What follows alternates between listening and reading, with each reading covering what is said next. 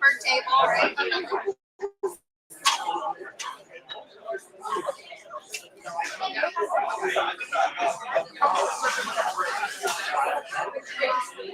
Yeah. We got some for now and some for later.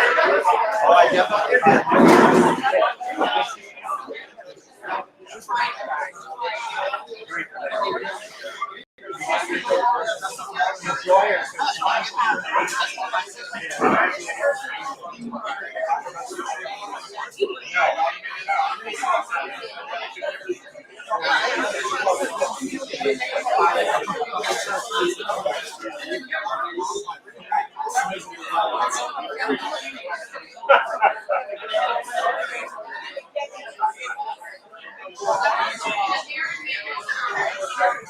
you stream that live, right? And do you is it available on YouTube to play later? Yep. Oh, okay. Yeah. All you have to do is like search for Sacramento Aquarium Society and then go to the channel, and I'm sure you'll find everything. There, yeah. Awesome. And it's just the speaker, right? Not the auction.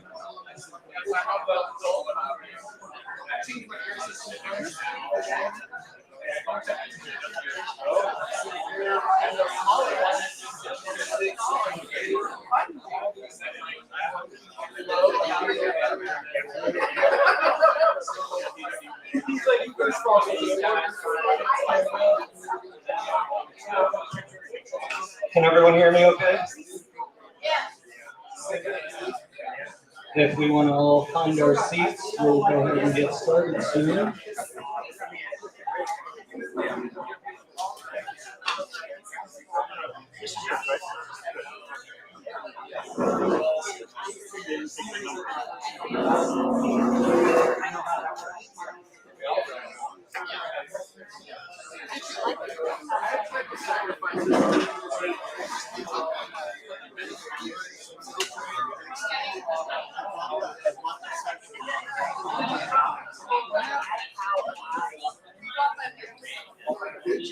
I'll try to make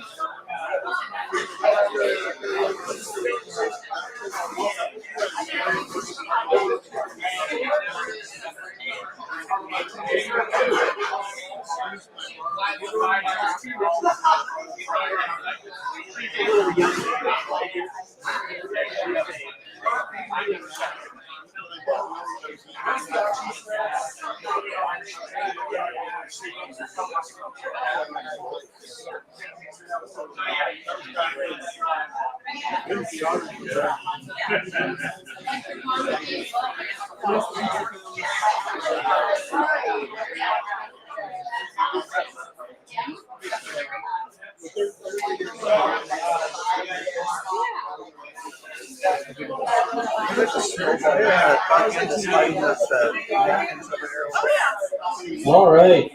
Thanks for coming, everybody.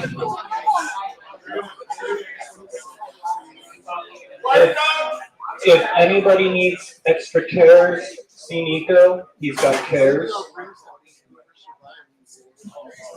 Welcome to our July meeting. Before I get started, Modesta is looking for the following people. She has your membership cards, so please see her in a bit when you have a chance. Anand, Glenn and Christine Johnson, Hector Ramirez, and Chelsea Steenfod. Modesta, can you say hi to everyone? Modesta is over there by the window. If I just called your name, please see her for your membership card. How many people are here with us for the very first time today? Welcome, everyone.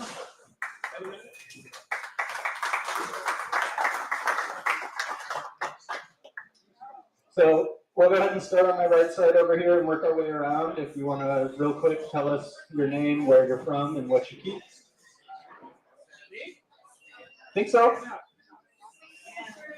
Hi,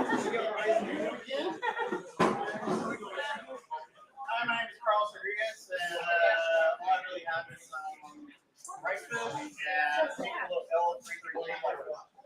Sounds like it's about to get more tanks.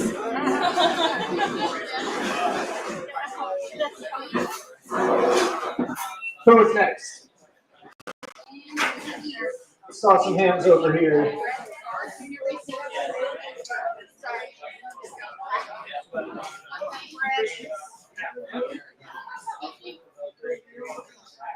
I saw hands earlier.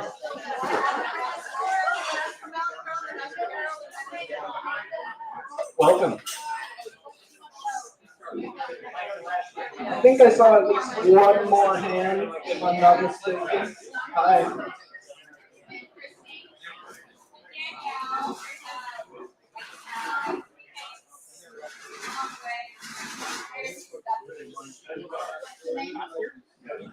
Sweet. Was there anyone else? We did everyone new? Well, thanks for joining us. Talk to the people around you. We're all pretty friendly. I'm sure you'll find someone who keeps the same stuff you do. Nico, did you have something to say? Oh, okay. All right. So, hello everyone. My name is Luke. I'm the president here. Nico, with the chairs, is the vice president. And if anyone wants to sit up front, we can fit some people here. Modesta is our secretary. You saw her earlier. Joey right next to her is the treasurer. And then from there on, Joe on the board. Jan is over there. Dawn is here by the wall. Aaron over here. Jessica here. And unfortunately, we are missing a couple people. So say hello to Matt and Amisa out in the ether. Am I missing anyone else who is here today? No? All right. Well, today we've got GregSage here to speak to us about breeding some stuff. For those who may or may not know, he is the proprietor of Select Aquatics. He comes to us from Colorado, and he's been breeding and shipping fish for a while. 16 years of selectively breeding things to bring out specific traits. And we'll hear a little bit more about that. We'll hear a little more about his process in getting fish adapted to waters and all the things that are relevant for you to get home with new fish from the auction and breed them yourself. Here's GregSage.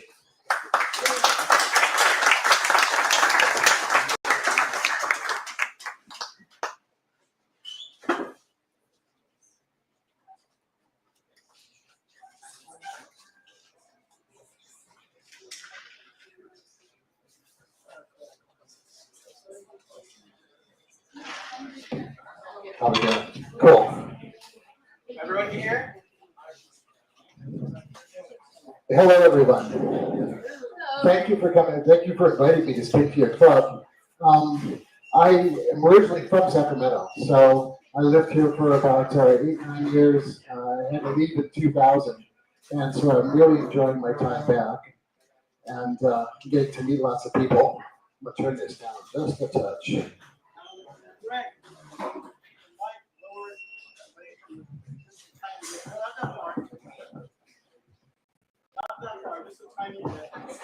Out of curiosity, I spent 20 years in the classroom as a teacher. Can anyone hear me at all? No. You can't hear it.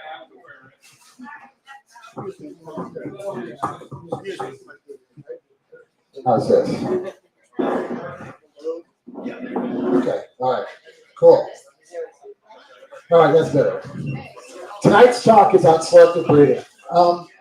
As I started keeping fish when I was in 7th grade, and I always enjoyed, like many of us that keep guppies and things, you know, setting up a tank of fish and making sure that they were the best quality.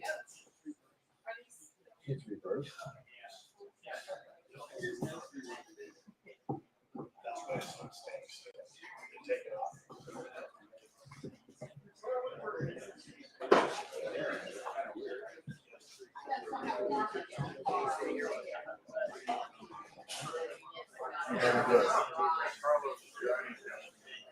Okay, cool.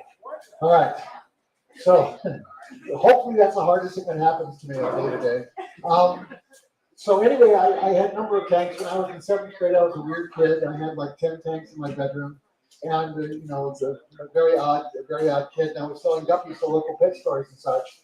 And I started Select Aquatics 16 years ago, but I've been keeping tanks and selectively breeding fish since I was a kid. So when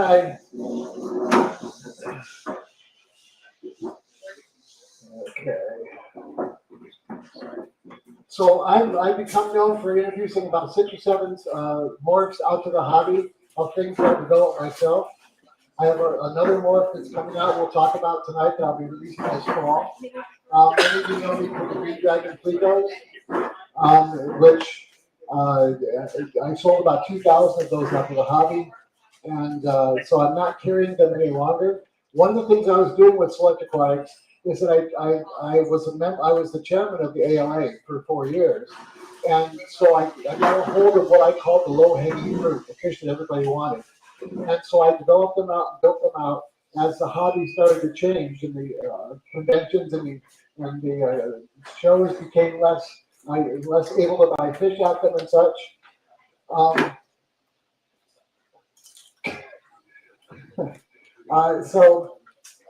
My goodness. So, my train of thought here. So I was able to get a hold of a lot of fish that most people really wanted, but that were not always easy to find. So I had 30 species and 120 tanks for a number of years, for about 14 of those 16 years. I started Select Aquatics in 2008.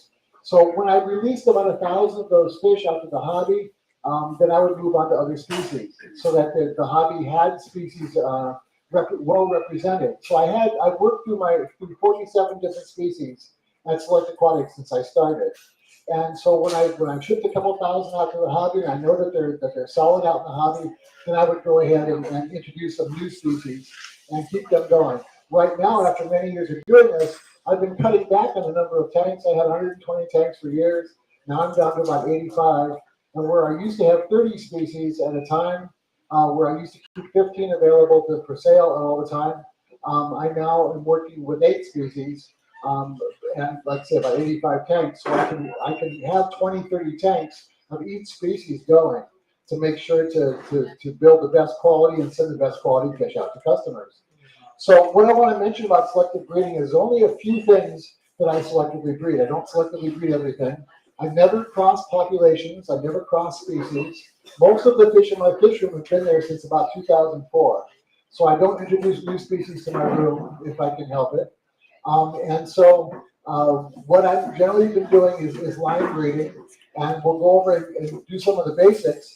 The first thing I need to do, though, is go over just a few little text things to give you an idea of the rules that I've developed for myself over the years on how to selectively breed. So when you have healthy breeders equal healthy lines. For those who have questioned this, the Zavadka Stock Center has been in business down in Texas, and they have about 400 tanks. And Dr. Gordon, in the 1930s, went to Mexico and collected 2 pairs of each of the Zavadka species and brought them back to New York and set up an aquarium in New York where he raised out and bred the species that were brought back from Mexico. So all the species that the Stock Center has, and they now have every one of the Zavadka species, started with 2 pairs of fish in the 1930s. Today, some of those species he carries are into their 200th generation, if you can imagine. And you can still buy fish from the Stock Center, and a lot of the fish that we see in the hobby originally came from the Stock Center. They're healthy, they're not compromised in any way, because they were just bred very carefully. And like I say, when you make healthy choices for healthy breeders, you're going to get healthy fry. For those of you who question this even further, go into any pet store and you'll see a row of tanks, for instance, of tuxedo platies, and they're all identical, right? That's because they've been bred so that they're fairly genetically homogeneous, and they're all of good quality, and they're all basically of the same genetic makeup. So people get concerned about inbreeding. I get people writing me all the time, aren't you concerned about inbreeding? Inbreeding is where you're breeding 2 closely related fish with one another, right? And so many of us have the experience when you take 2 different fish and bring them together, the first couple generations, you're going to get fish that are misshapen. So often what you'll see is bent spines. What that is the genome working out the imperfections in their genome, so that you're working your way closer to a homogeneous genetically homogeneous fish. So that disappears within 3 to 4 generations.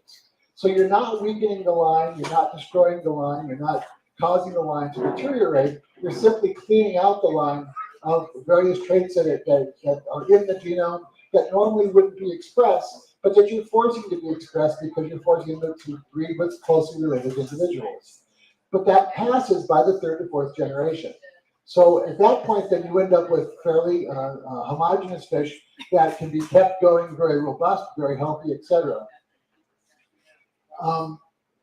When you focus on a trait, let's say you have a line of fish and you want to isolate for a certain trait, you want to develop a certain trait so you see more of it.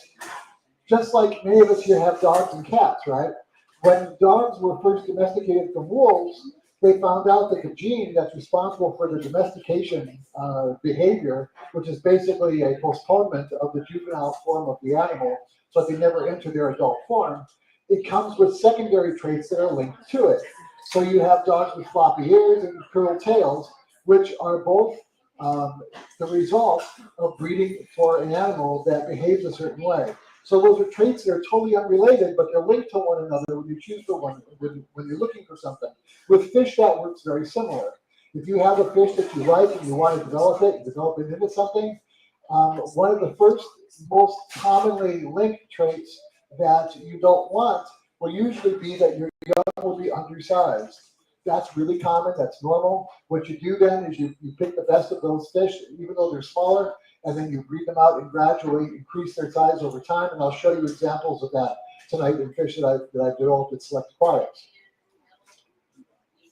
And then lastly, when you want to get a fish that's consistent and that you're working toward developing a final form of it, the more that you breed of them, the better. The wider expression of the genetics that you can create, so that you have more fish to work with, the quicker you're going to get to where you want to go, and the more effectively you're going to get there. So some of us were saying, well, I don't want to do selective breeding. I'm going to keep a tank. I want to keep them as wild looking as possible. I don't like people who selectively breed. I want to make sure that my fish stay as wild as you get. Well, when you take the fish out of the wild and you put them in a glass box, and then they're staying at the same temperature 24 hours a day, you're feeding them processed dry food from the pet store, you're selectively breeding your fish whether you like it or not. Because you're losing the fact that you're not having to learn how to avoid predators. You don't get live food as often. You don't have day-night temperature fluctuations. All those kinds of things are things that will end up causing your line that you own to go toward a certain type of fish. For instance, with a lot of the swordtails and such, if you're just keeping a tank and you want to keep them as normal as possible, your younger males that swim faster and oftentimes will sex out earlier, specifically early maturing males, they get to the females first. So your line is going to diminish in size over time because your fish that don't develop as well are the first ones that get to the females. So if you really wanted to be true about keeping your line as wild as possible, you would want to provide them with an extremely large body of water, live plants, day-night, which we don't do. Order number 95. So Couldn't hear you, Aaron. there are basically 4 different types of selective breeding. So you have a tank where you're just keeping them going and keeping them alive, and you're just doing your best to keep them going and doing well. And that's your first type. The second type is to selectively breed to maintain a wild line. Now the problem with that is that what do we know about what the fish should actually really look like, right? We get fish that we go to pictures and books and see what it should look like in the wild, but then our efforts to create a wild line and keep them looking wild is not always something that you can accomplish. But there's some value to the effort, and I do some of that with a lot of the fish I keep. For instance, the August tequilas. I have quite a few of them right now, and they all look great. I have a number of tanks of them. I don't selectively breed them in the least. I feed them well. I provide them with the best environment and conditions that they could possibly have. And I feel from doing that I'm maintaining them as close to their wild form as I can. But there's not much more else that I can do. The third thing is the third type of selective breeding is that, let's say you've got some wild fish, you've got some fish you really like, and there's some things about it that you really want to see more of. And you think, okay, I'm going to develop that. So you're developing a specific look within the wild line. And I have a couple of species that I've done that. You can end up with a fish that looks very different than their original wild form. But if you've never crossed populations, you haven't crossed species at all, then the fish that you develop, even though it doesn't look a lot like the wild form, will revert back to its wild form within 3 to 4 generations if it were to be released in the wild. So you're not ruining or changing the fish in the least. And then lastly is fish will throw mutations. Swordtails are famous for throwing albinos and leucistic individuals. Whenever we go to the pet store and we see like an orange something or other, an orange this or a gold this, those are the leucistic forms of the fish. They're very common. The fish comes out and it's just born with a basic yellow or gold body color because it's restricted on certain colors that would normally express. They'll have black eyes and they may have black coloring, but you may not see a lot of the other colors. And so that's considered very attractive by many fish keepers. So for instance, the wild Alvarezi swordtail, I developed the gold Alvarezi that I'll show you here in a moment, and they're still in the hobby.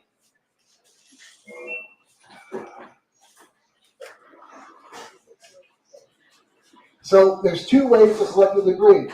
You can set up smaller tanks and set up trios, set up a male with 3 or 4 females possibly, and then be really specific about the traits that you want to develop with each kind of fish. And that works well with a lot of the fish we work with, where the generation time, for instance, with the Faceliates is only Faceliates is 8 months. Guppies are only 4 months. And you can get a lot accomplished with that kind of a turnaround time. But one of the fish that I work with is a Synodontis lucipennis, which is an African catfish. and they have to be 16 months old before they're old enough to breed. So if I'm going to go generation to generation picking for selective traits, it's going to take me the rest of my natural lifetime to get something accomplished with that fish. And most guppy breeders know that it takes 11 generations to set a trait. So if you see a fish in the pet store that's something new and different, and you're all excited about it, by definition, it's only going to be in its second or third generation. So don't expect when you bring it home that it's going to breed true, because it's not. And it won't breed true for about 11 generations. That's one of the problems I had with my green dragon plecos. I started them in 2010 and developed a really very cool, very pretty fish. But only about 25% that were produced would come out being truly green with truly great finish. Well, a lot of people that bought my green dragons, because they're in such demand, they would breed the heck out of them, breed a zillion of them, and then sell everything and then sell them all as green dragon plecos. And then people would write me and say my pleco is black, the fins are crap, and and I paid a fortune for them, And so I ended up putting out videos to explain, yes, they really are green, yes, they do have good finish, but the people who breed them have to be careful to take care of them and raise them correctly. So the solution to fish where your generation time is so long is called colony breeding, where you take a group of males, a group of females that all show the traits that you like, and then breed them. And like with the Cinnadonas, you can produce 300 young with a female each time. So you would breed up thousands of them, and when you raise them all up, the expression of the genetics contained in that genome is going to be shown in the group that you're dealing with. So then you can pick and choose individuals from that large group that you want.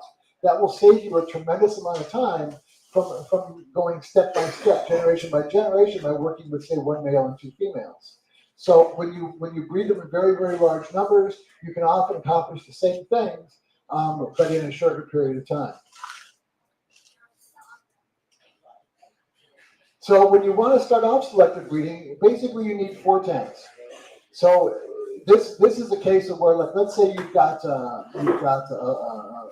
male and a couple female guppies, and you want to develop a certain type of look. So the first thing you're going to have is you're going to have a tank where the adults are, that are going to be where you're keeping your adults that are going to breed. So you have one tank then.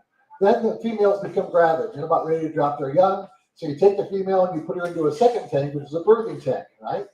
And so in that birthing tank, which is a moderately planted, like 10-gallon tank or whatever, you keep her there until she drops her fry, pull her out, raise the young up, and then before the young sex out, you split them up and put the males in one tank and you put the females in another tank. So now you have 3 tanks, which is the adults that are going, and then the young males and then the young females. And then in the 4th tank, you'll end up having a tank then that is going to be set aside just for other females that come up gravid that you want to get the young from. So you've got a birthing tank, an adult tank, a female grow out, and a male grow out. Now this works great until you get a bunch of females and all have to drop at the same time. And that's why tank growth, the numbers of tanks that you can deal with ends up increasing exponentially pretty easily. Some of the most basic lines I've had, just to maintain them, I would have to have 10 to 15 tanks at a time going of them to be able to produce, say, pairs going up to customers on a regular basis. Simply because there's such a wide variety of things going on. And if I'm working with farms that are new to the hobby, that are new to me, that are only in their 2nd or 3rd generation, they're not going to breed true. And so there's going to be a fair amount of culling and a fair amount of making sure that you're only keeping your best fish. So if you're going to be successful with it, you now have your fish where you have control over the line. You know where your best fish are. You know where your weakest fish are. You have them separated. You have your best males and best females. You know what you're going to work with. Then all the tanks need to be fairly consistent.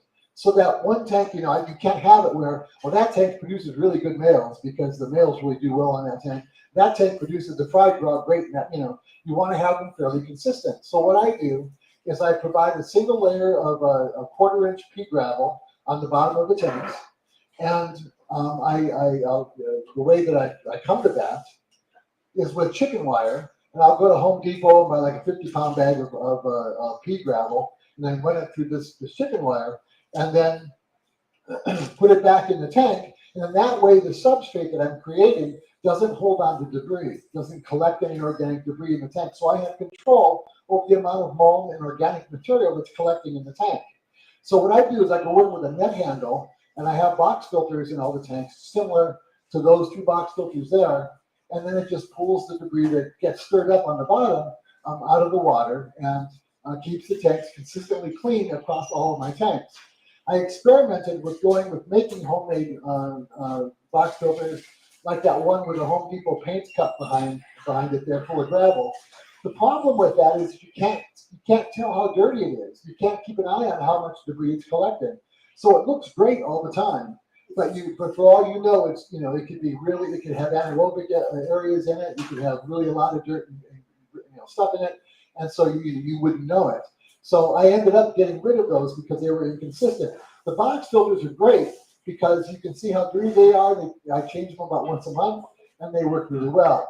I use sponge filters for raising egg layer fry in particular, or raising young fry with the live bearers, but I would never use sponge filters in one of my main tanks because they always look great, but you never know how clogged they are or how dirty they are, and they don't really collect foam or debris out of the tank. All they do is they take the edge off of your ammonia and your nitrates.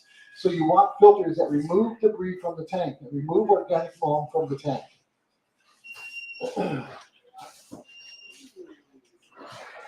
So in my fish room, this picture I always wonder whether I should have it in the show or not. I have thousands of feet of miles actually of PVC in my basement. And with this, I'm able to do 50 to 20% water changes on all my tanks every day. And so that keeps the water consistent. My filtration is consistent. I have the minimum layer of just the P-level gravel in the bottom of every tank. So the tanks across the room are always consistent with one another. The result is I never have diseases.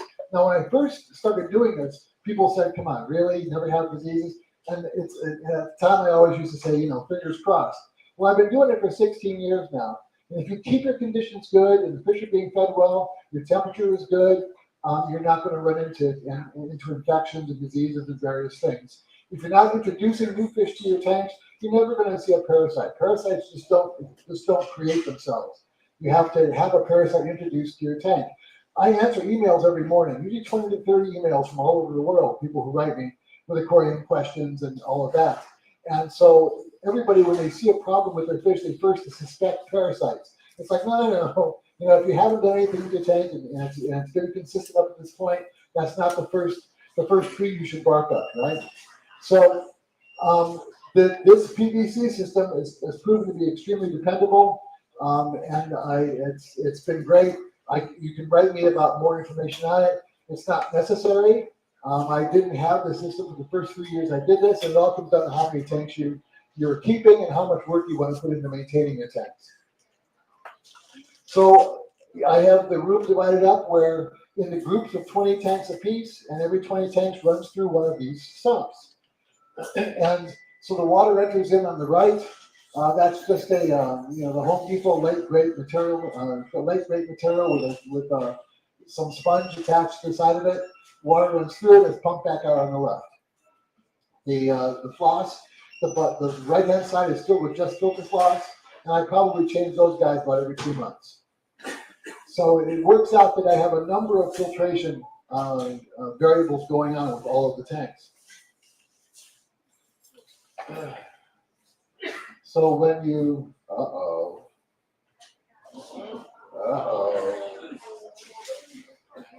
So this is this great video that shows you what the tanks all look like.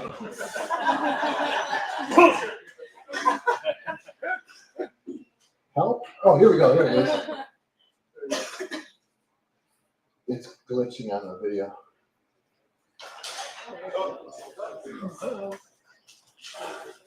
That's the tank at night.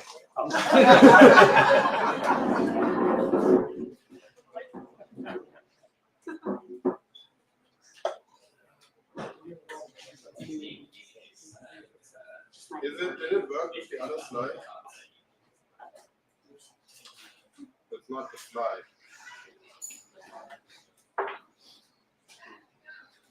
We have another HDMI.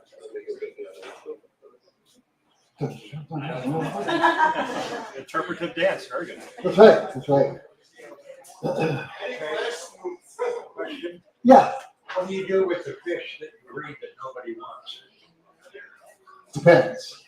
If it's a fish that I bred out and I'm really happy with it, and then nobody really wants it to sell it or whatever, then I will unload it at the local pet stores or whatever. No, I'm saying nobody wants it. Oh, if nobody wants your calls, someone said to me when I first started this business, 2 bits of advice they gave me. They said, never sell a fish unless you have at least 30 left over after you've sold the fish that you're going to sell. So never go below 30 fish after you get rid of fish. And then second is never keep a fish in your fish room that you can't breed or that you can't sell.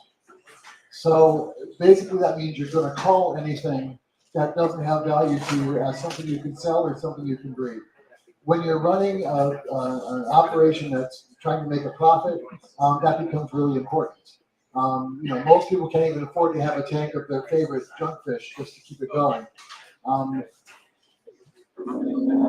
so they end up getting called if I can't move them off to anybody else. There's a number of ways to call fish, of course. And I also learned that most people who do this or do what I'm doing, like particularly the Florida fish farm people, I've sat at tables with them and discussed all this business with them. And at first I used to say, what do you do with your calls? How do you call your fish? And it's like this pall comes over the room because nobody wants to address that topic. And it's because there are people, the pet up people and such, and you can say something and find yourself in court if you're not careful with who you're talking to. So people would say to me all kinds of things that I knew were nonsense. And so I'm going to say something to you that is not true, but in that, I take really good care of them, and I give them only to good friends, and I move the fish up. No, I usually circular file a lot of the fish that aren't going to be part of my breeding program down the road. If I've got a bigger fish and I'm really concerned about it, and I feel badly about it, I might put the fish in a container and some water in a freezer, and then let it slowly freeze, and then toss them after they've died. But I had a tank once with an Oscar in it because I always had Oscars as kids. I always enjoyed Oscars, But that poor Oscar would go through periods of feast and famine, when I in my call programs, and it wasn't a good life for the Oscar. All right, so we're back a couple of shots. Let's see if we can. Okay, so you freeze the fish. I do, or I have a container, and if I'm going through a culling process where I'm culling hundreds of fish, then I may just toss them into a container and then then throw them out. Alexa told me to use clove oil. Clove oil works well. Yeah, and there's a chemical that's recommended by law that you're supposed to use if you do this professionally. I forget the name of the chemical at the moment, but there are ways of culling fish that are quicker and easier than what most of us do. Now let's see if I can get this video to work. All right, there's the video. Good night again. Yeah. Let's see if I can move on past this. Ooh, he stops us. Okay, yeah. This is a special issue.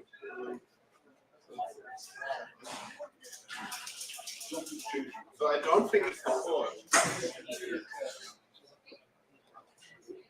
It's not the core. As soon as we reach that one side, maybe we can move past it. We can try. Can you just move Sure. past it manually and then we start? Yeah? Sure.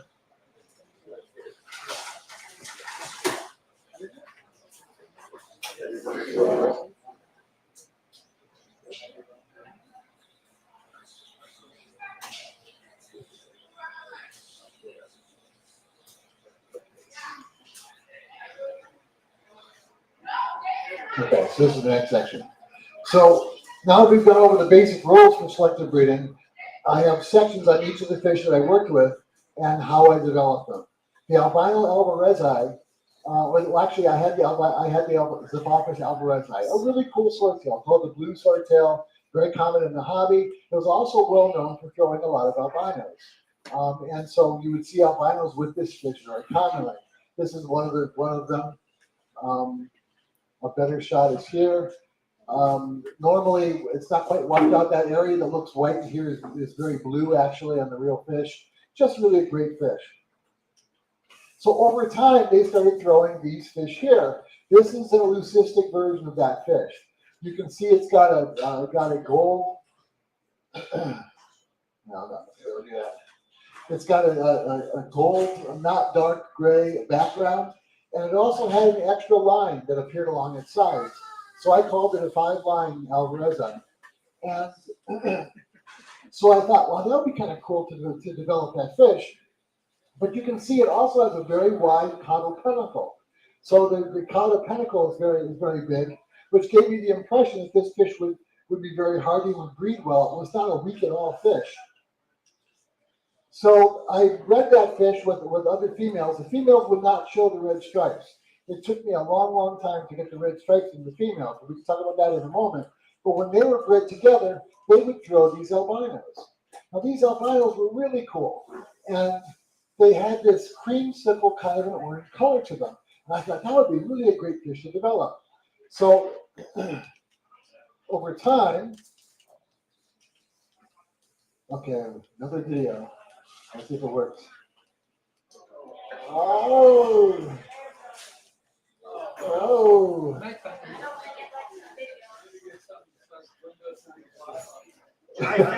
Try filming when the lights are on.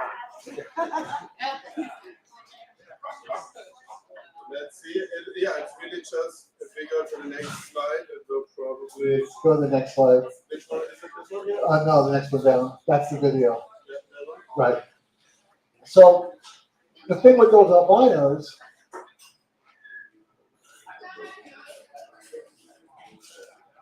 Is this another video? what's that? Is this also a video? No, it's not. That's a straight picture.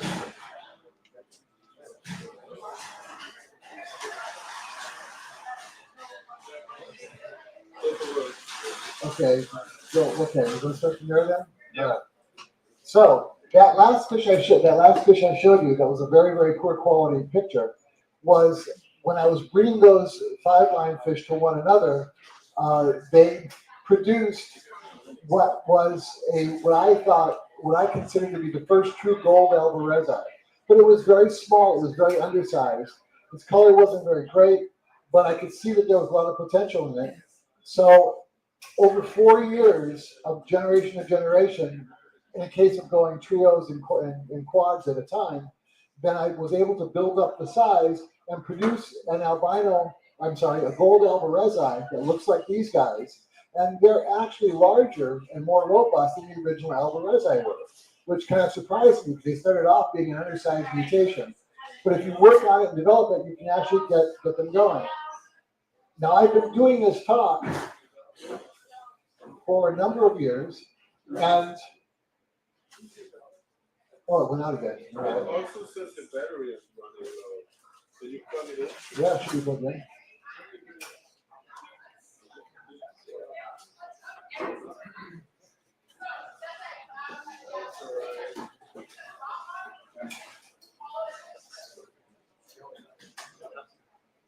Is this the maiden voyage of your projector?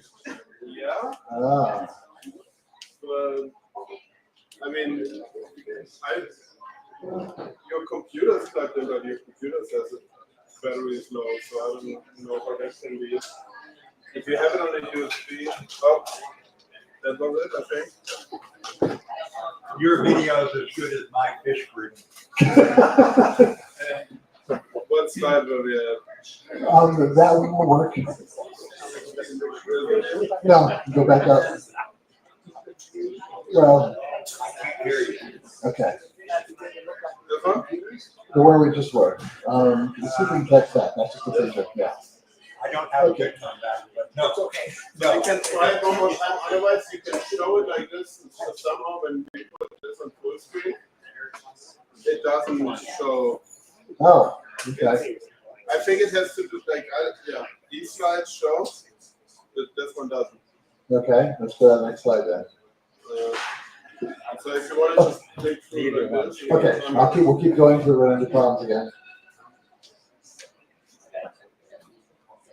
So I shipped out a number of these fish a number of years ago, about 12 years ago, 13 years ago. And I was under the impression that they had disappeared, that nobody had kept them going. And I gave a talk not too long ago, and someone mentioned they knew someone that said that they had that fish still, and that they had originally gotten them from me. So I contacted that person, he's in Hawaii, and he's going to send some back to me so that I can work with them again. But Those are the big Alvarez, the big gold Alvarezi, and they breed true, and they're hardy, and they're great fish. So, okay, now this is a video again. Let's just not try the video. Let's see if we just, try it like this. I think it was Okay. just the first. nope, it's not going to video. Okay. But at least it shows the picture. Give me 1 second. Okay. Nope, it's the videos. It says we need to upgrade the media objects in this presentation. So, Well, keep in mind that I just gave a presentation yesterday and everything worked fine. yeah, I'm sorry. That's okay.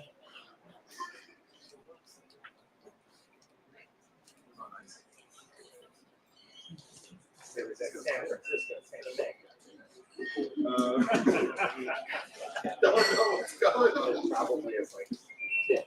Everybody just close the presentation. I could. Okay. Rebooted.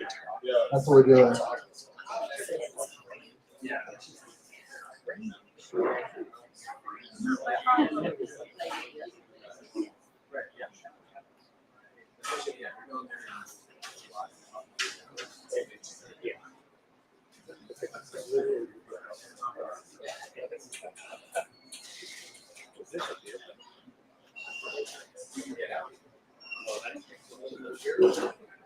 Amen. Come in time for intermission.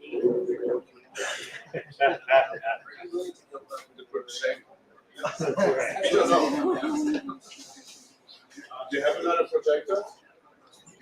Yeah, maybe that will be about it. We have the projector that we used before also. Thank you, Dawn. They said 20. A new projector is on its way. Yeah, It's just a beat. so I guess short intermission, if anyone has a little bit back. Joey, We'll pick up again in about 5 minutes, I guess. Something right. is Joey here? Joey. Oh, that's good. It's not a problem since you left.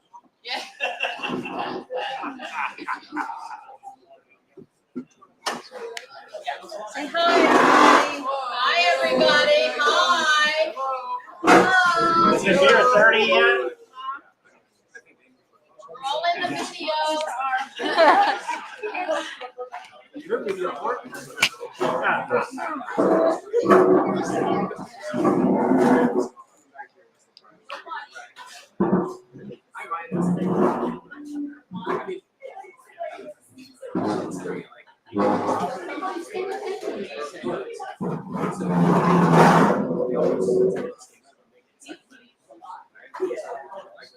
Let's clean up our.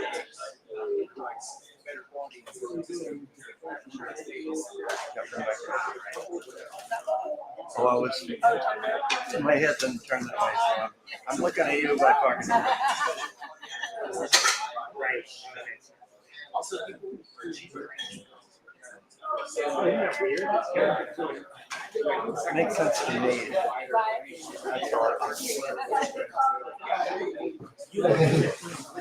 Oh, well.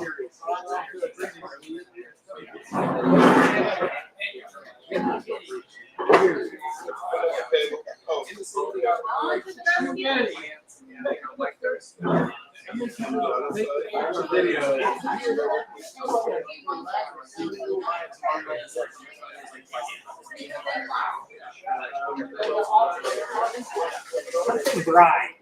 It's a West Coast idea. West Coast is the best coast. Just look at your face. You don't need to ever do that. You know, why I started drinking, I get stout. You're good. I might. Oh, wow. Well, Trying to make that up? Right, right. you'll learn to be You good. can put the screen And I'm down. not smart. The question is not showing what's on the screen. Yeah, no gluten.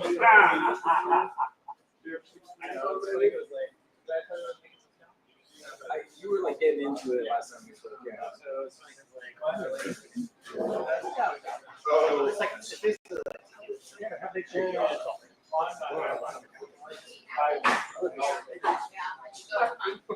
Your parents?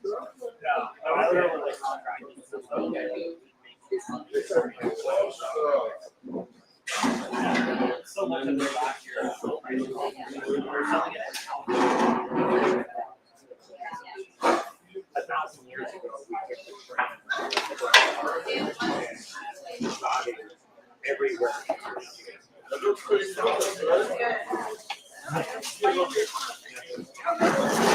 Now,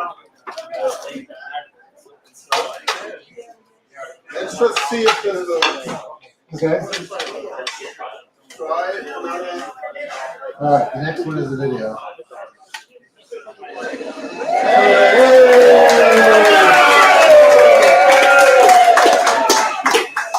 Nico. That was all gone. So these are the gold elder red eye, a full tank of them. Then you can see they have black eyes, not pink eyes. When you're developing a leucistic fish and working with the goldfish, they're going to be a lot harder than albinos are. They're much easier to work with. They're going to be more prolific, and you'll get to your place of breeding them more consistently quicker. So these guys are a great fish, and so like I say, I shipped those out quite a bit, and they were developed from scratch. Real quickly, let's go back to something. Oh, no, not going to be able to do that. Okay. So one of the fish that appeared out of nowhere was I had the Ziphophilus maya. And the Ziphophilus maya is one of the biggest swordtails in the world. They get to be about 6 inches long. Many of you have bought some from me.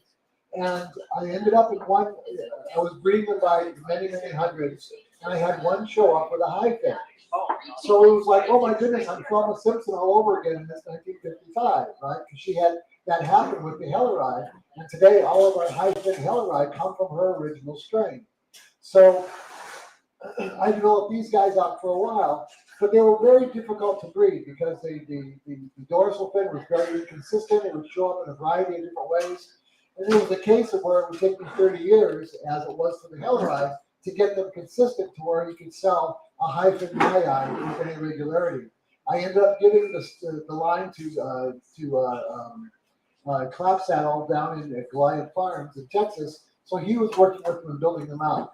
I understand he may have lost them in his last hurricane. I don't know, but the high-fin Maya, to my understanding, is still not around.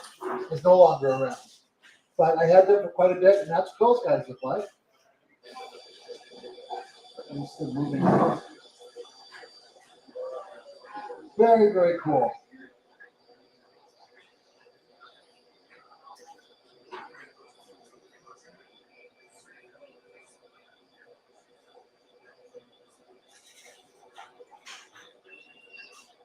So okay.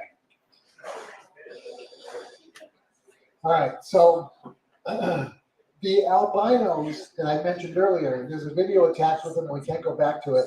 I was able to build them out in good numbers, but that great creamsicle color that I mentioned a moment ago would only appear in about half of the males. Half the males would grow out, they wouldn't have it, half the males grew out and they did have it.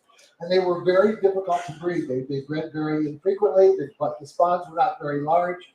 So they were a line that came and I developed them and got them solidified, but I could never sell them because they were not consistent enough or healthy enough to send out so where people can keep them in other people's tanks. A big important thing to me when I'm selling fish to all of you guys is that you get fish that are going to do well in your tanks.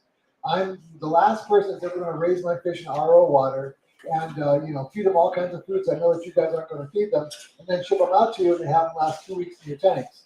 That's not the point of anyone selling fish to do. You want to develop fish that are going to do well in other people's tanks. So one of the next types here we talk about is to develop a look within a wild vine. This is the line I'm talking about that I've just now developed and I'll be releasing this fall. This is what the wild Iridon furcidans looks like. This was taken from one of Joanne Norton's original photos, and they're not an unattractive fish, there's no question. Now, over time, individuals started showing up with a nice yellow belly. And I thought, well, that would be kind of cool to focus on. And I was curious to see what could be done with some of the markings they had, if those could be developed to work with. I started working with this fish and selectively breeding them toward more consistency in 2004. So that's 25 years ago. So this is kind of about the 4th or 5th year into the selective breeding. You can see I was getting really decent size on them. But this is a female here. You can see the females don't have any markings on their sides at all. The markings in their tail they have some markings in their tail. The anal and dorsal fin isn't showing much. They don't look like a lot. The males, of course, have this marbling, and they have good color in their tails, and they were showing the yellow bellies. What I wanted to do was get these males so that they looked more consistent, and I found out over time that the more I selected for great males, markings started to become introduced onto the females that didn't exist before.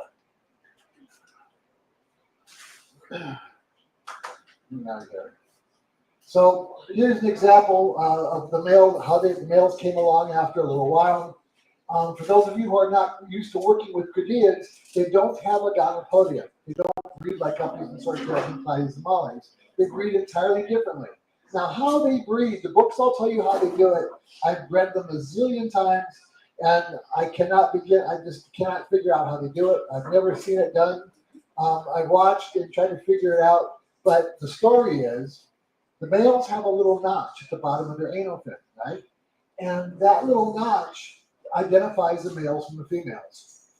The male takes the first couple rays of the anal fin and loops it around to form a tube. And that's what he uses to impregnate the females with. And it's not easy a lot of times to identify Cadids, males to females, when they're young, because it takes a while to see that notch. The Furcidans are one of the species that it's particularly difficult to identify them by sex because of that. And when they're younger, the males and females look very similar. Before I go any further, I want to mention, for those of you who are used to breeding, I saw some rice fish fly over there and how tiny they are, breeding cichlids or breeding killifish. Those young you're looking at right there are swimming in front of a half-inch PVC tube, okay, in an aquarium. Those fry are 24 hours old. So when they're born, they're taking dry food right off the bat. They're certainly taking brine shrimp. The young are fairly easy to breed. And what's cool is if you can catch them when they first breed, that all the young are born with the umbilical cord still attached.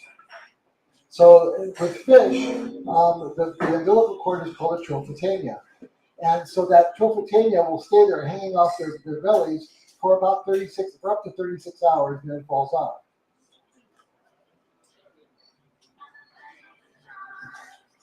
So over time, the line, began to improve.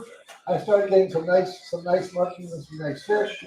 But and for the longest time, I sold this fish and shipped that fish, and they did really well. But then in the last 2-3 generations, I've had the line change. So we'll get to that in a moment. The females changed as well. This is what the females started looking like. So they developed great black striping on the dorsal anal fin. They started developing markings on the sides. That's a male on the top and a female on the bottom. So now when they're really young, you can sex them very easily. So when you see that black bar on the anal and dorsal fin, it's going to be a female. That particular female has a very cool markings in its tail, those big broad black splotches. But that's just hit or miss. That's not something that I bred specifically for. So now this is the fish today, and this is the ones I'm going to be releasing. This all over blue sheen started to appear on their bodies in the last 2-3 generations. Now we'll see if the video works. Here we go. Aren't those cool? And they really do look like little trout. They're called the trout Cadid.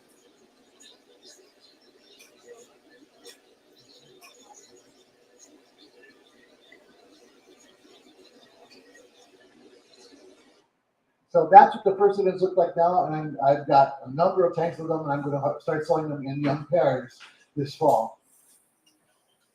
So the Odessa Barbs I started working with in 2010. So the Odessa Barbs, I went into a pet store. I was not familiar with the fish, and I saw them for the first time, and I saw a tank of all males, and thought, oh, that's the coolest fish I've ever seen, you know. So I was at a convention, and I was able to buy 3 young pairs of them. They were about this big, and so I took them home and I started breeding them. And so I started getting some decent numbers and all of that. And after about a year of working with them, I thought, well, I'll go back to that pet store where I originally got them, which was in Indianapolis.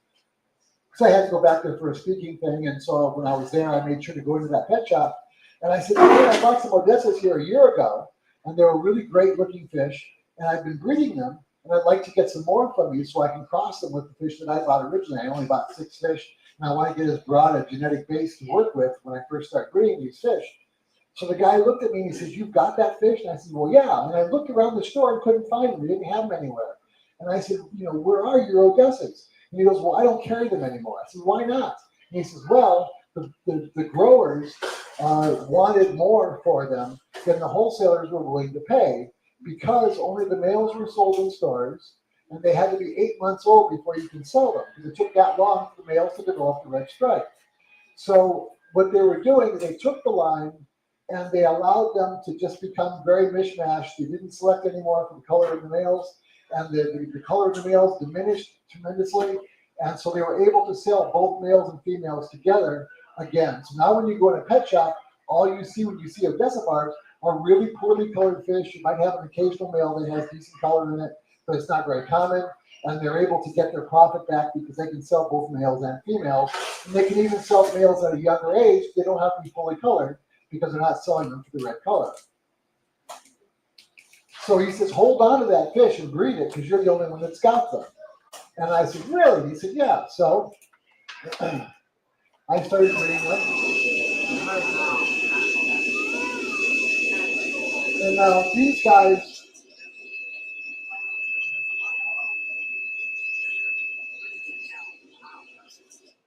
so these videos are about 5 years old, so they're even much better today than they were in these video shots. And I sell a ton of those. And right now, by the way, I have a zillion of them on hand. So if you want any Odessa Barbs, write me and let me know, and I'll work out a quote for you to get some to you. But they're really a cool fish. But I tell everybody that buys this fish, Odessa Barbs are not like live bears. They're not easy to breed. They're not something everybody has breed for them, whether they want them to or not. There's a certain amount of process to breeding an egg layer. And if when you buy the fish from me and you don't breed them, the line is going to disappear when I stop breeding them, right? So I try to encourage anyone who buys them to go ahead and breed them so that this line doesn't disappear from the hobby. So you can see they're bred up by the Brazilian. And when they're young, they all look like this.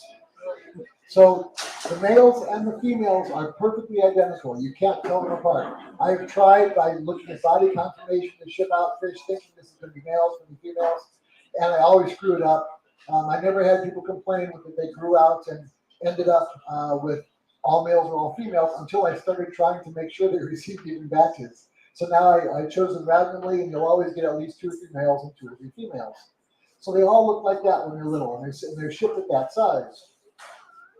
The way to tell if a fish is going to be a good fish for color, particularly if it's female, is these 2 fins. If you see a lot of orange in the anal and the dorsal fin of a female, that's the fish that's going to produce the best color males for you. When I'm choosing female breeders of a group of 150 females, I'll probably have 20 that will have really good red in the anal and dorsal fins. And those are the only ones I use as breeders. So it's always a trick to make sure you want to get the best red color you can. So I was breeding these guys along, and one day I go downstairs and I see this. And so I had 6 fish that all had this bright red stripe on their back that didn't appear anywhere else before. I'd never seen it before. And I said, oh my God, this might be the trick to tell me what the best fish are going to be like. These are the fish I'm going to want to breed. So I called the geneticist friend of mine at the Colorado University, and I told him about this. He goes, I want to see them. And this was I called him on a Friday. So I says, come on by on Monday. I says, come on by. And he goes, well, I can't come there till Monday. I said, fine, I'll hold on to them. Come by on Monday. So he comes by on Monday to see them, and I says, these are the fish. And the red stripe disappeared. It only stayed on the fish for like 3 days. So I took those original 6 fish, and I started the second line. You can see that there's the red there. So I started them as a separate line. So I bred them up, I raised them up, and then when I spawned just those fish, raised them all up, which takes a couple of years, get them all going, and then I compared them against the color of the fish that were not selected for that. And I'm here to tell you that after about 2.5 years of hard work, that red line doesn't mean squat. Isn't that wild? I know. So anyway, right now, in my cutting back on the number of tanks and building up my numbers of fish, what I'm trying to do is focus on bringing out other colors in the fish that I haven't had the ability to do since I've been selling them in bulk for the last few years. So now I've built up my numbers, and I'm going to start focusing on the green on the back to bring out more of that reflective green. And the red right now is really great, and I spent a lot of time developing the black, so the black is really nice and rich, and they're looking really great. So now the green dragon phlegostomys. Okay, here's the story on the green dragon. Some of you will hear things. Some of you will have people tell you bad things about me, which are not true, based on their assumptions about the green dragon. Here's the story. There's a guy in Florida who had a big fish room, and he died. And so his fish room went up to an estate sale where they were selling his whole fish room off. Well, this guy had a breeding program of plecos going where he was trying to develop what he called a pineapple bristlenose, which was basically a pleco, an albino pleco with red pectoral spines. Okay, so you've got an all white or yellow fish with bright red pectoral spines. So this guy in Chicago goes to Florida and really likes the fish and buys up the whole stock of all of his plecos and takes them back to Chicago with him. So then he starts breeding them out, and they started producing what he called these really muddy, ugly fish that he didn't like, which is, it's not common for an albino to throw other colored fish, but in this case, they were throwing these a lot, these darker colored fish. And the story goes that he was sitting at the breakfast table with his wife, who looked at them and said, oh, they look like green dragons, and because they had a slight green color to them. So he called a friend of mine in Chicago and in Denver and said, I have these fish that are really ugly. If you like, I'll send you a couple of them, and you can take a look at them and see if you want to keep them. And my friend, Bob, said, sure, I'll do that. So he gets this pair of fish from the guy in Chicago. So he had a big fish room, 60-some tanks, and I had a reputation in Denver of not being able to breed plecos. I had this reputation where you can give me a pleco and it's never going to breed for me. So Bob calls me up and says, I've got this batch of fry from these strange fish I got from the guy in Chicago. And what I'd like to do is, I can give the young to you, and then you can raise them up, and then you can sell them through Select Aquatics, and then we'll split it 50-50.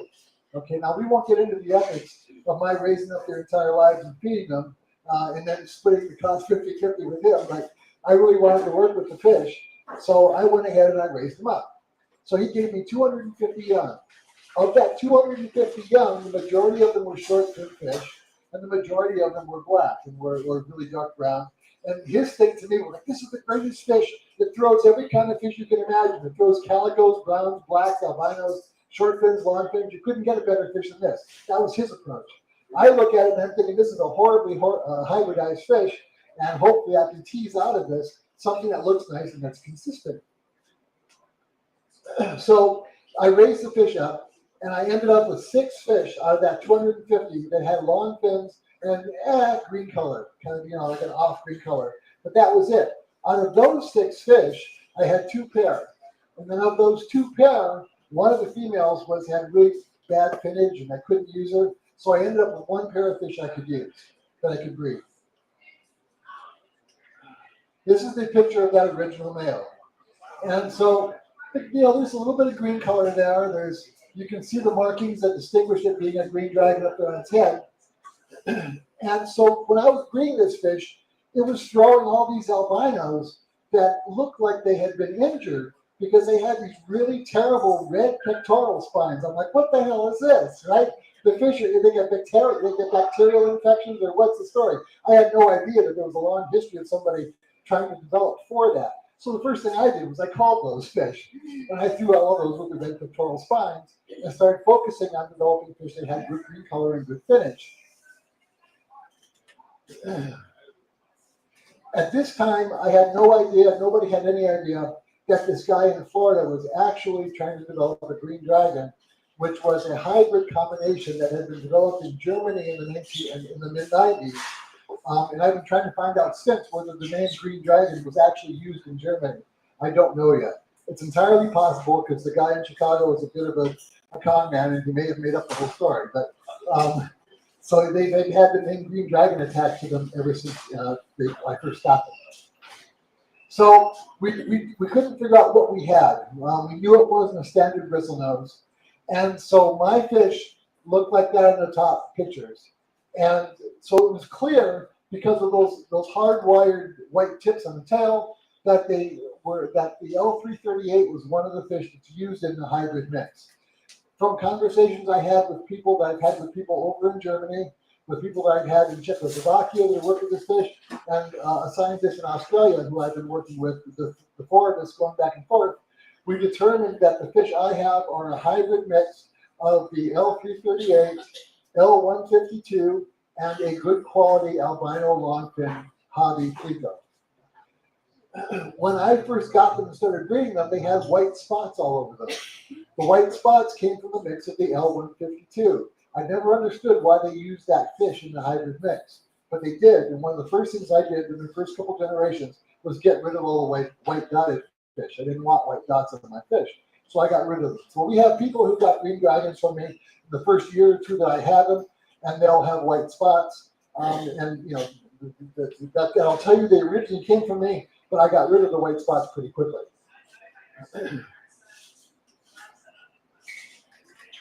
So when they first started breeding, they were very inconsistent, which is perfectly understandable. You can get, you know, really light colored individuals here, really black individuals. You can see up against the side of the tanks.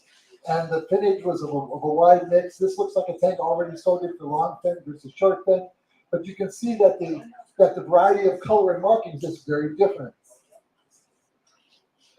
So what I would do is when they got to be about this size, I would split them up for long fin versus short fin. About half of them are going to be short fin fish. And you can see in this picture, there's like a long fin over here, there's a short fin over here. So we've got to divide them up because I only wanted to breed and develop the long fin fish.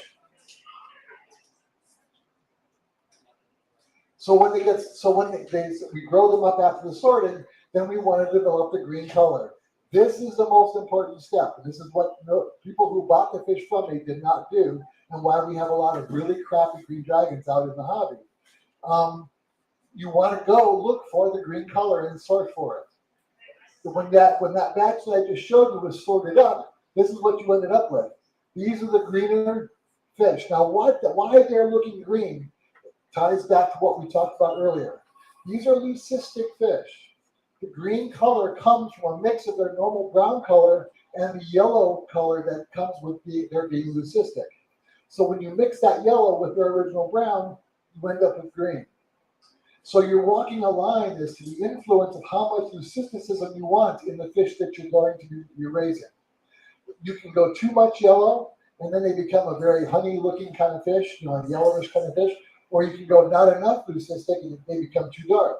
So you walk this line of choosing fish that look like this. When you take a pen flashlight and shine it on those fish, they glow back a bright, nice forest green. But it's an illusion of the color of the leucistic yellow mixed with the natural brown color.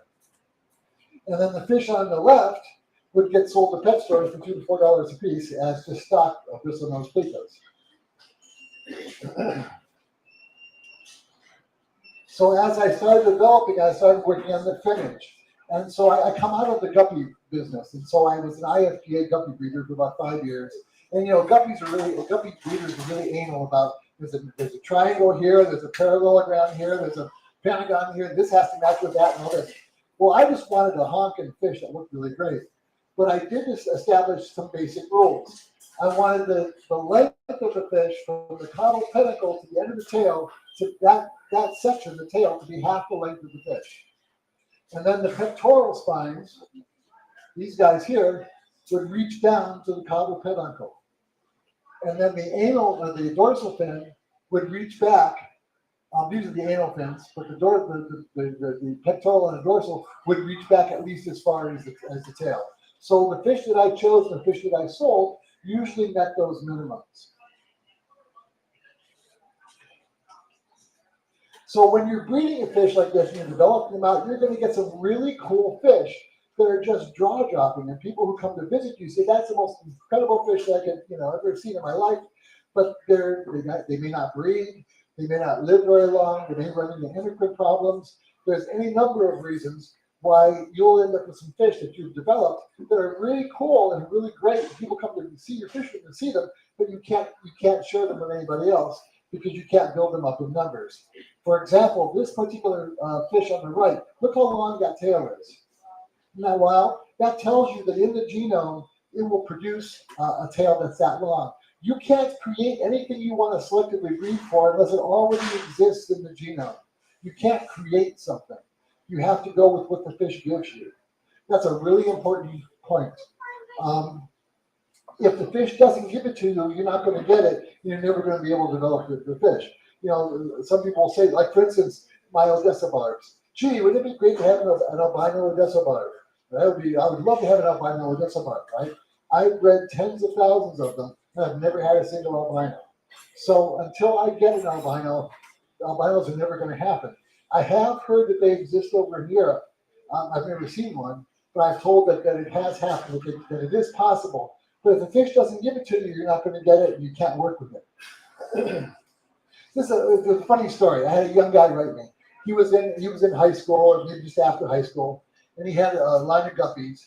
And he said, I've got this trait in guppies that I really want to develop and build out, and I want to take this guppy, and I really love my grandmother, and I want to name it after her so that I can put it in the stores and have it be like, whatever this grandmother's name is, line of guppies. He goes, how do I do that? And I said, well, I explained how the 4 tanks and the breeding program and everything else. And then I explained, how much time it takes, how you got to go to 11 generations to get the line to be set, and that it will take you probably at least 4 years to get it stable. And that's not giving him bad news. That's like the best of all circumstances. And so he wrote me back, and when we found out he doesn't love his grandmother that much. So anyway, over time, the green dragon fleet goes, you have to go with what they give you. So I get this individual like this with incredibly long pectoral spines, and these anal fins were just unbelievable. But you get it and you work with it because the fish gave it to you. So when the batches that are born, about half of them are going to be, at least, a good number of them are going to be albinos, a good number of them are going to be short fins. But this is what your batches look like. You can see the mix of the albino and regulars. So the albinos, if you grow them up, they're very cool looking. They're like very, almost ephemeral, just very light and lacy and really pretty. And I would have tanks full of them like that. But when they hit sexual maturity, there's an endocrine problem that kicks in, and they all die. And none of them breed. So I thought, well, if I keep breeding, keep growing up as many of them as I can, I'm eventually going to get a pair that will spawn, that will breed. In 16 years, I will tell you I've had 4 fish that have gotten to that point. I've gotten 2 batches of fry from those fish that survived through, and none of the young survived of the fish. They would live like a couple of weeks and they died. So they're just too genetically weak for the line to continue. But this is an example of where people come to me and they see those fish and see how cool they are. I got to have some, It's like, well, it doesn't quite work that way. I can give one to you, but who knows when it's going to last. So anyway, one of the fish that did survive past where it could breed, and this fish I got a one spawn from, is this male. And he's very cool. He was the showcasing group. Anybody who came to visit, I would show them this male. And here's a better shot of them.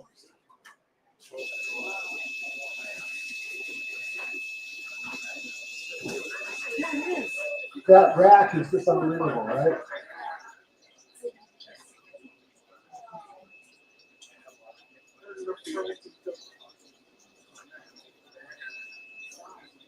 So that fish got to be almost 5 years old. And I went down to the fish room one day to show the fish to some people that had come to visit. And I'm like, yeah, that he's in a couple of videos, so people want to see him, you know. So I was like, yeah, I'll show him to you. And we went downstairs one day, and I look in the tank at him, and this is what I saw.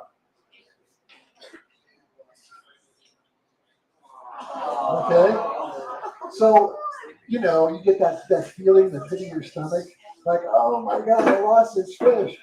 Well, he's just sleeping, and every day between 11 and 3 o'clock, he would be on his back like that, and you could watch the mouth open and close. And he would stay like that over lunch every day. We'd go down, he's going to be on his back right now, and that's how he spent most of his days. Is that funny? So essentially, like I was saying before about getting a albinos that would have really, really long finnage and would look very cool, I came across this male. This is the other male that produced us a group of young that who survived past that adolescence period. And this male shows up and he had pink fins. I'm like, how can you have a fish with pink fins? And it was like the coolest looking thing. I thought, man, if I can breed them out, that would be just really great. Now, this is a quick video to show what the pink fins look like when he comes out. But it's not very long. But this is what he looks like. Come on. Let's see if the video works. Well, anyway, he has really pink fins. he zips out really quickly and swims around and goes back. But those fins ended up going back to regular color within about a year. So he didn't hold on to the pink color. Oh, maybe this is the one I'm looking for. Okay, here we go. There he is. Isn't that something? I thought, yeah, if I could produce that fish in big numbers, that would be great. But I ended up with one batch of coming from that fish, and like I said, we didn't survive more than a few weeks. So, the Xenotopidoidroid. Now, this is an interesting fish. The reason is because at an ALA convention, there was somebody in Europe that took a picture of this fish and must have spent a lot of time on Photoshop and released this photo of this fish. And I got bombed by email from everybody who wanted this fish. And it wasn't even in the US, it was in Europe, and it appeared in a publication. It's like, can you get this fish? Do you have this fish? Yada, yada, yada. Here's what that picture looked like. This is that picture that appeared in Europe. Okay? So we all know that fish don't look like that. But that's the picture that appeared in, and the Goodyear Working Group used it on their homepage, and I got permission from them to use the picture in this slide. But that's what they look like. So I called around all over the US to people that I knew from the ALA and such. And I said, do you have Xenotopidoidroid? At that time, I think they were still Eisenai, San Marcos. And so I had one person who said, yeah, I've got them. I said, you've got them? Really? He goes, yeah, I do. He goes, but they're not a very attractive fish. I'm like, what do you mean? How can they not be an attractive fish? I've got this photo. He says, yeah, but they don't look anything like that. And I thought, well, as badly as people wanted it, I thought, well, at least take what you've got. Send me a couple pair of what you got, and I'll work with them. So this is the fish that got sent to me. All right? So I actually sent out a few of these to customers, and it was the only fish in 16 years that I've actually had a customer send an order back to me. So they said, this fish is too ugly, it's misshapen, and I don't want it, So I took the fish, I felt I couldn't sell them, and after somebody had sent them back to me, and I put them in this bottom tank. And they're on the water change system, they're getting the good food, they're being well taken care of, but they're in that bottom tank, and I pretty much forgot about them. I mean, I took care of them, but I never looked at them. So after about 3 years, I thought, well, I probably ought to take a look and decide what to do with those fish. Either toss them or keep them going. So it was over 2 years. So I took a few out and I put them in a photo tank. And just from good food and good water quality and good care, this is what the fish look like after 2 years. Now they're one of my best-selling fish. And it wasn't from selective breeding. It was from just simple good care. That's the difference how a fish can look color-wise based on how you take care of them. People who have bought this fish from me have written me and they've said, you know, they were great when they got here, they look fabulous, but now they look terrible. And I said, well, send me some pictures. They sent me pictures, and they wouldn't have any blue, they were all washed out. And without exception, almost every single one of them, I'd say, what are you feeding them? Well, I really want them to do well. You know, they get bloodworms and mice and shrimp and brine shrimp. And well, I said, well, how much vegetable flake are you feeding them? Vegetable flake, you know. And so in my fish room, everything gets a 50-50 mix of a vegetable flake, a high-quality vegetable flake, and a high-quality carnivorous flake. The color and the look and the overall health of the fish is dependent on the amount of vegetable material they get in their diet. That's where color comes from. We might not like to eat our peas, but fish do. And so, you know, I would go ahead and switch their diet, get them more onto some vegetable foods, and their color would come in and they would return to what they were supposed to look like. But just from, you know, poor care, they had deteriorated to the point where you almost couldn't tell they were the same species. And this is probably the most important selective breeding thing that I can give you, because the actual care that you get, remember early on in the talk, I talked about how important it was to keep your care consistent with all the tanks you're maintaining. That's where you get to the best fish to come forward for you.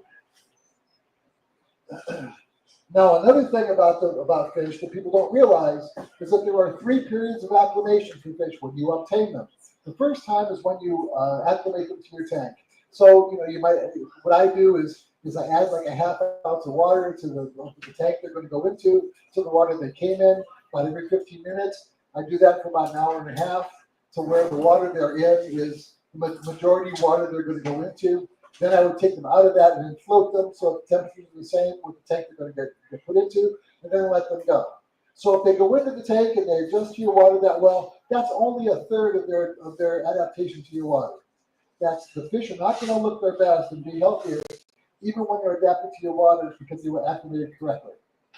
The second period of acclimation is when you get fry from them. That's the thing you have to do, is get fry from them. Once you get fry born in your water, those fish are going to be bigger and healthier and better color than the adult parents they came from. Then, on the third generation, I have found that the third type of acclimation, it takes 3 generations for the fish to become fully acclimated to your water. So it's not until the 3rd generation you're going to start seeing a fish that's at 100%.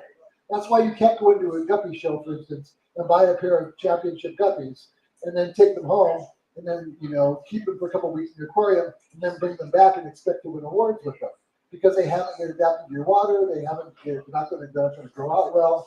It's going to take at least 3 generations to get them to that point.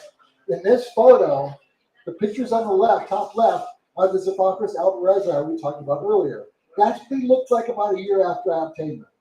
And you can see they're great fish. They're like probably what any of us would see when we buy fish at a show or an auction or whatever. The top picture on the right is the same fish, no selective breeding, just good care and feeding, and what they look like after 3 generations. So we're looking at almost 2 entirely different types of fish, right? They're much, much more robust and much more full in their appearance. And that's important to keep in mind when you're developing good-looking fish for down the road. So we got through it with all the glitches.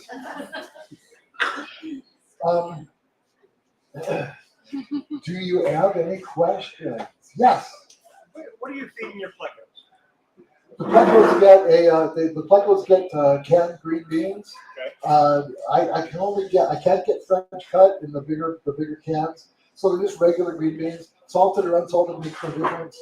They get fed green beans every day, and then they get the Cichlid Extreme mini pellet every day. So that combination of vegetable and protein, and that's what gets them to look really great and big. Yeah. No, but customers have told me that they love cucumbers. I have customers who told me they feed them carrots. They'll eat carrots. Squash, yeah. They'll all work well. Zucchini, you know. Yeah. So anyway, I'm I answer emails every morning. Anybody who wants to write me with questions, yeah. The vegetable flake I feed and the carnivorous flake I feed, I get them both from Gemco.com. And you can tell Gemco I want to feed whatever GregSage feeds. They're used to hearing that, and they'll send you the foods that I feed. But they get Gray's premium spirulina flake and natural seafood carnivorous flake. And I buy it myself. I buy it by the 5-pound bags, but you can get them as little as 2-pound bags. And you know, they're when you buy them online, it's fresh, it's good quality, etc., etc. Yeah, yeah.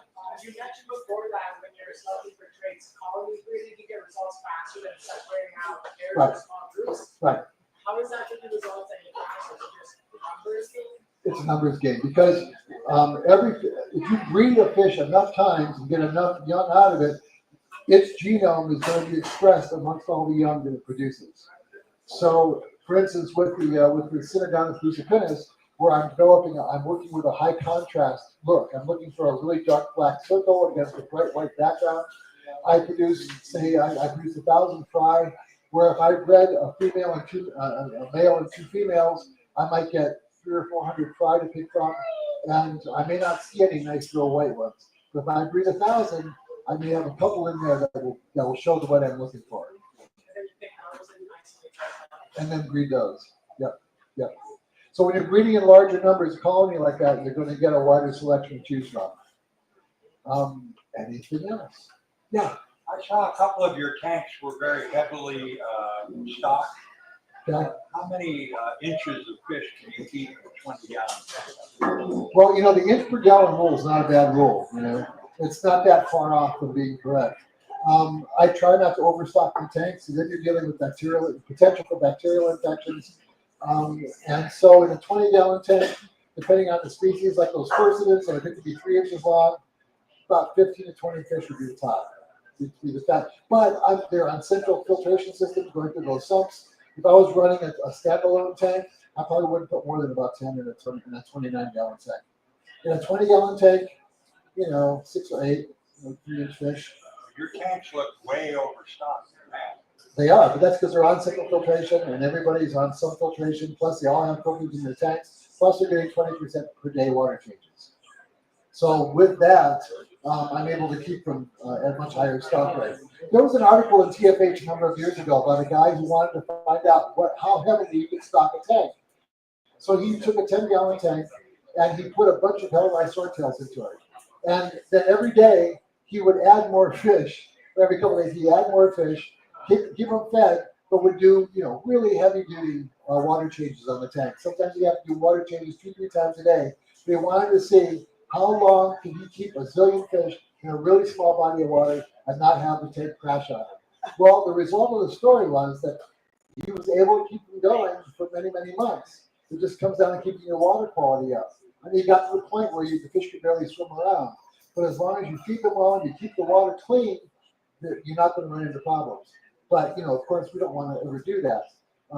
But you want to try and make it so that they're comfortable and you're not overcrowded. The Odessa Barbs, for instance, I learned the hard way when I'm raising up the tanks with that zillions of young, like we saw in that picture. If they're overcrowded, you'll get a bacterial infection, a hemorrhagic bacterial infection, internal, that will hit a tank, and you'll see it in a couple of individuals. When you see it in a couple of individuals, you pretty much have to destroy the tank. It's really, I've spent zillions of dollars on antibiotics and stuff trying to save a tank from this happening. But once it starts, it wipes out the whole tank.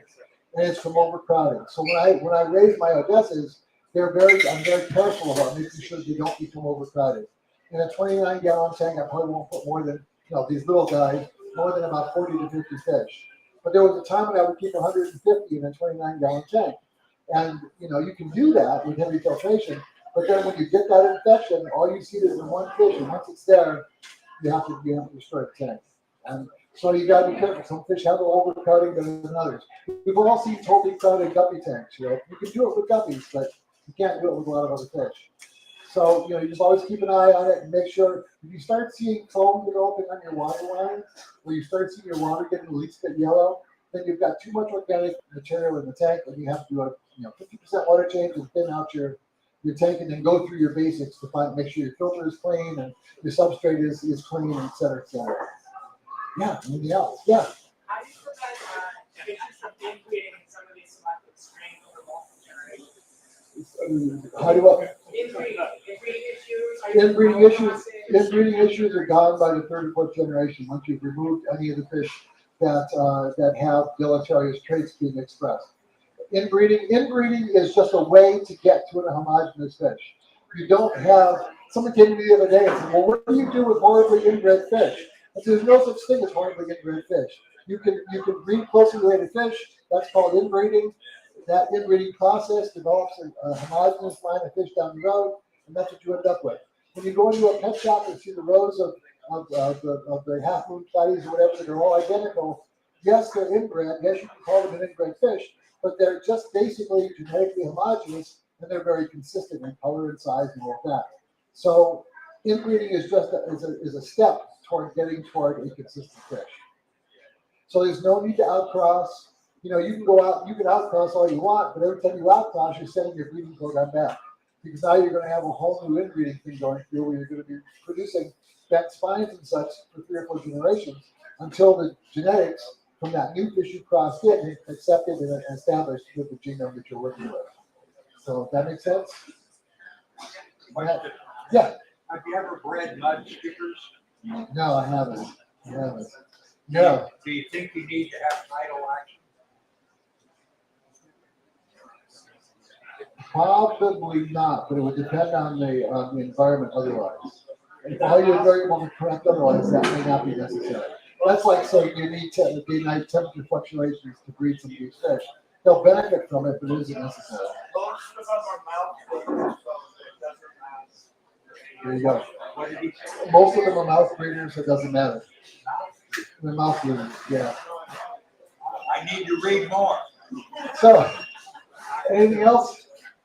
Yeah. Great talk. My question is, have you bred specifically for the purpose of fish exercise older or warmer temperatures or more oxygen or any of those traits? So you're trying to develop a fish that can be tolerant of outlier temperatures? Correct. In the 1960s, there was a thing guppy breeders used to do to develop the hardiness of the lines. They put them in buckets, 5-gallon buckets, and put them out on the porch overnight, where the temperatures would go down. And then in the morning, they take the fish that survived and use those as breeders. So you can develop a hardy line for low temperature by doing something like that. But if a fish, is not meant to be, let's say you've got a fish, the books say it can handle 65-degree temperatures, and say 65 to 75-degree temperatures. If you take a fish that comes out of the fish store and it's been at 75-degree temperatures its whole life, you can't suddenly introduce it to 65-degree temperatures and not expect to get the diseases. So whatever you do has to be gradual, but it can't be done if it's in the normal tolerances of the fish. You just have to be careful and slow about going about it. Yeah. Anything else? Cool. So if, like I say, got any questions, go ahead and write me. If you're interested in any of the things I've talked about, I'd be happy to discuss it with you. I answer all my emails by voice, so I can answer a ton of emails every day. Don't be turned off if I write you a 2-page doctoral thesis on a simple question. But I enjoy communicating with all of you, and I appreciate you guys having me out here, and hopefully I come back someday.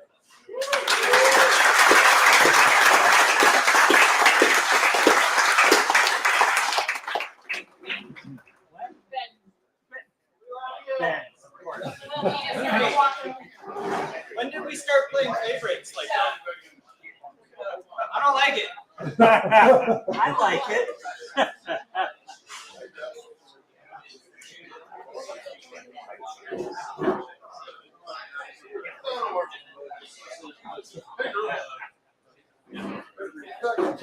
You want to say goodbye?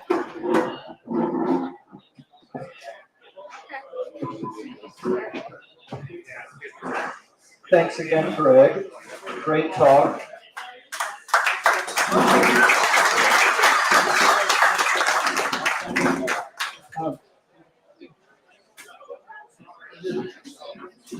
So if you have any more burning questions for him, he's going to be hanging out here with us for a while, so feel free to approach him. We are going to take a short break before we start the auction. Hopefully we can get out of here with some daylight today. If anybody would like to try their hand at auctioneering, please see Nico. You can go for as long or as short as you'd like. If it's something that interests you, feel free. We are happy to have you. In September, the 28th of September. On the 28th of September, that's a Sunday, we will have a swap meet. That will be here, somewhere in the vicinity. You will see us. In September, we're in August now. Yes. In September, we have Dean Feedale. In October, we have Jabril Pedroge. He's from the Web Spot. November, we've got our mega auction. And in December, there is Michael Cox from the Good Idiot Working Group. We'll see everyone in 15 minutes.